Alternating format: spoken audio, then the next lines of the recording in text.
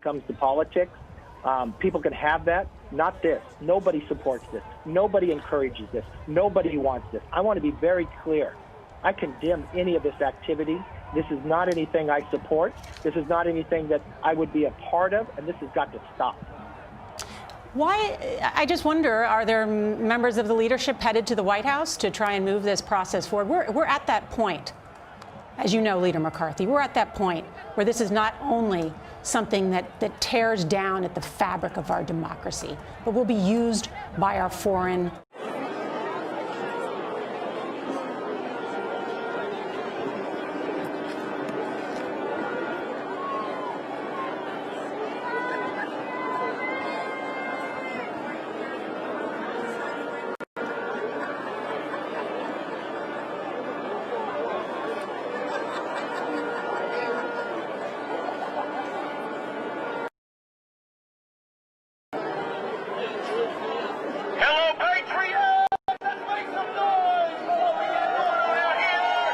and things we heard that might have suggested it would end up what we're looking at.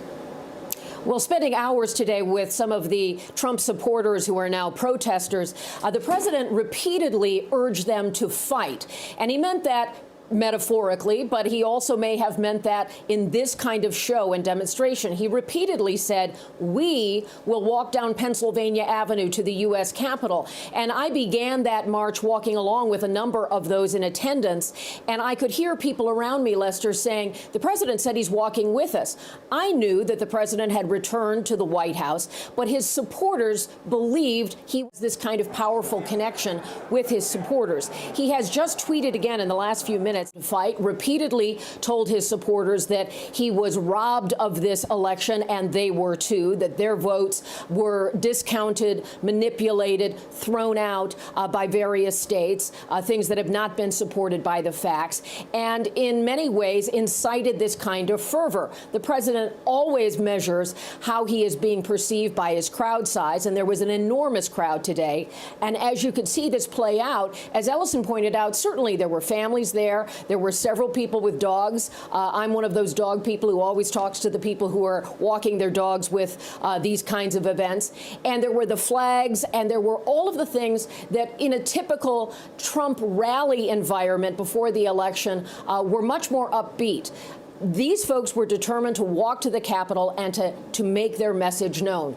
Many of them probably did not know it was going to turn into this. But clearly some people planned this kind of breach of the Capitol, and in many ways the kind of images that Frank, our colleague, was just showing us, a disrespect of these institutions that they are angry about. There was so much talk today among Trump supporters and those speaking at the rally prior to the president about anger toward even Republicans, believing that there were Republicans who were not standing up for President Trump. And of course, we heard the president repeatedly urge Mike Pence, his vice president, who has been unfailingly loyal for 4 years, this with an uncertain way of how this gets resolved. Today is the day the counts are supposed to be completed. That has been disrupted.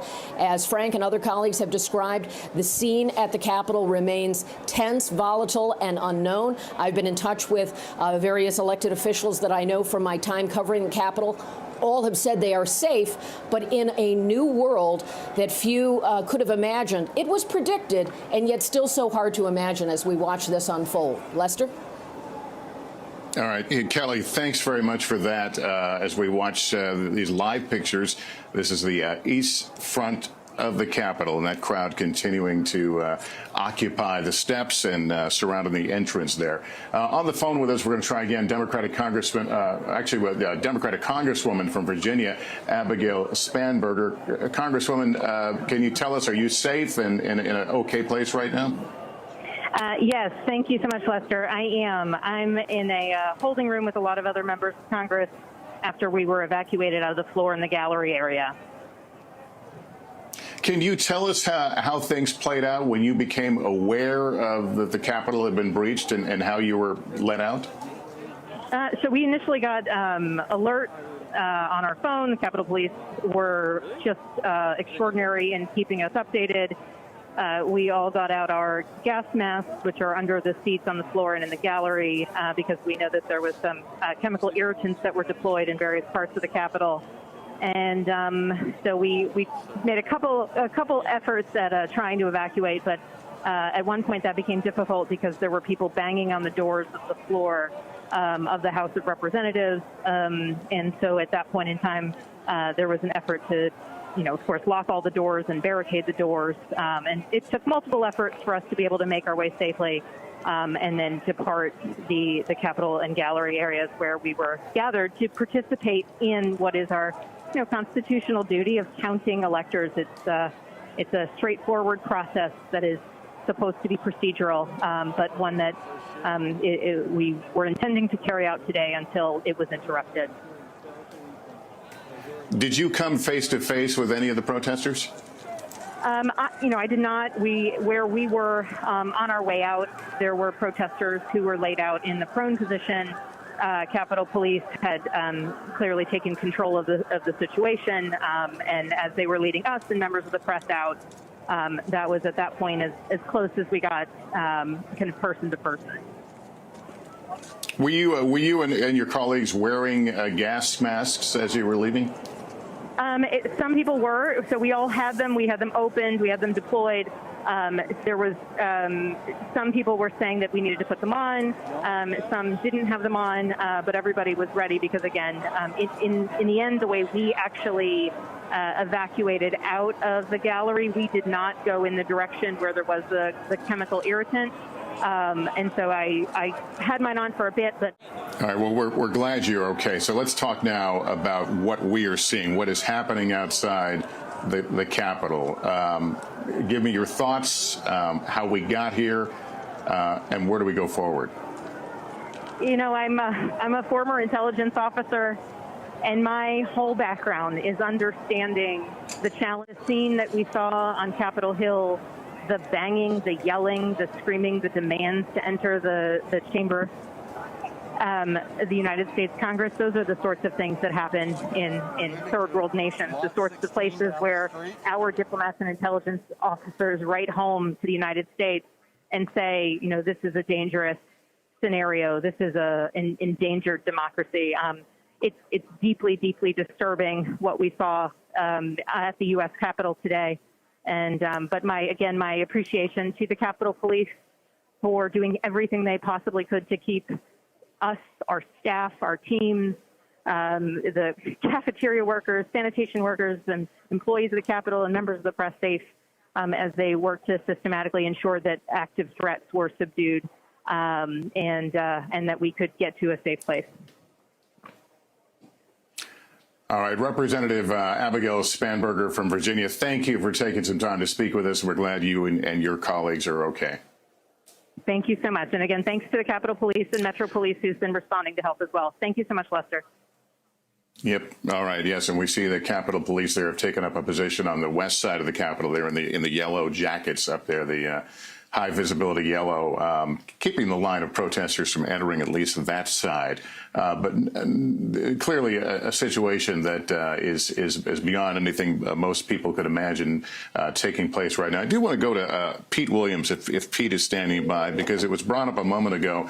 What we saw today, the beginning of this joint session of Congress, whether there's objections or not, Pete, there's something magic to this date. It has to happen today, correct?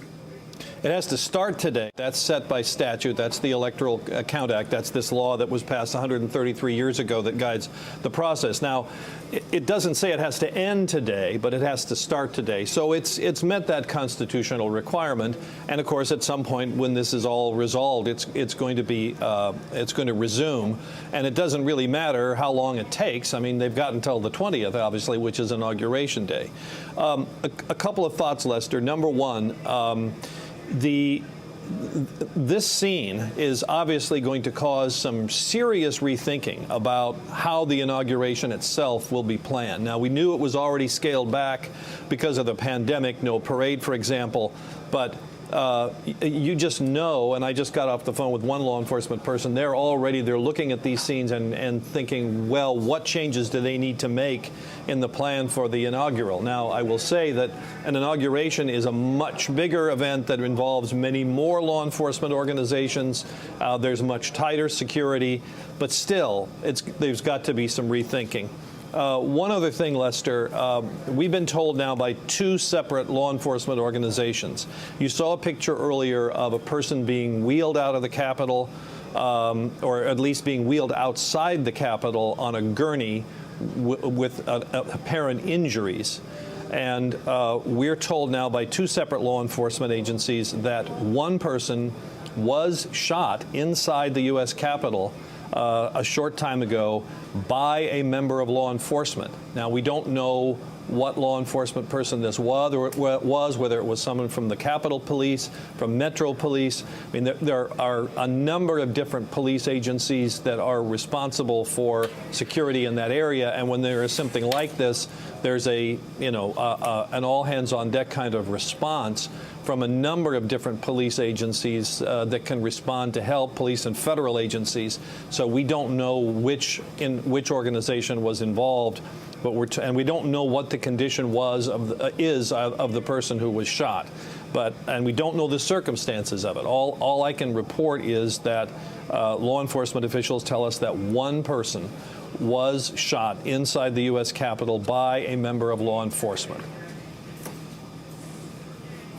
All right, Pete Williams, thank you for adding that. It's extraordinary that we have not, there's right now, it seems to be no effort, at least from the outside, to remove anyone. But at the same time, no one here is advancing. The picture has remained rather constant here on both sides of the Capitol.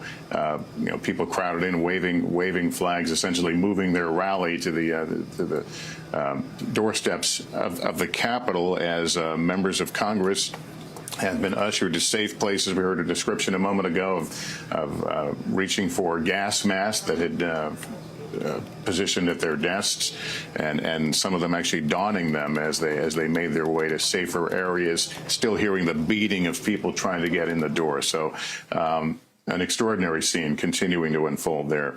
Let me bring in, if I can right now, Hallie Jackson again. Hallie, you've been watching all this play out. Is this a fear that you had heard expressed, from those associated with the White House, that something like this could happen?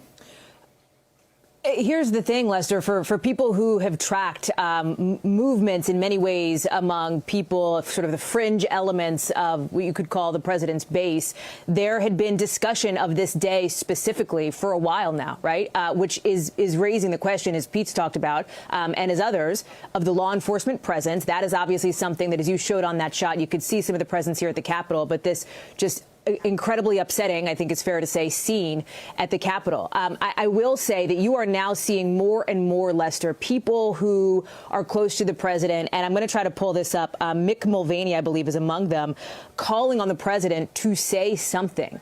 His allies, his aides, getting out there on Twitter, sure, saying, hey, stop. This is not okay. This is not appropriate. This is not who we are. The president's former campaign manager, for example, doing the same. But now there are some who are pushing the president publicly, Lester, to try to come out and do something more forcefully. This is a president who, as our colleague Kelly O'Donnell noted, ended his speech at the rally, what was then a rally several hours ago, earlier this morning, by telling people we're going to walk up to the Capitol, basically. Amping them up, to use that kind of language, to come up to the Capitol. And what was, and I was on Capitol Hill, Lester, not 3-4 hours ago, and I'm telling you, I saw from our own eyes, it was didn't look like this. Obviously, it was a mostly peaceful protest. It has turned into something very different, much uglier now. You will see moving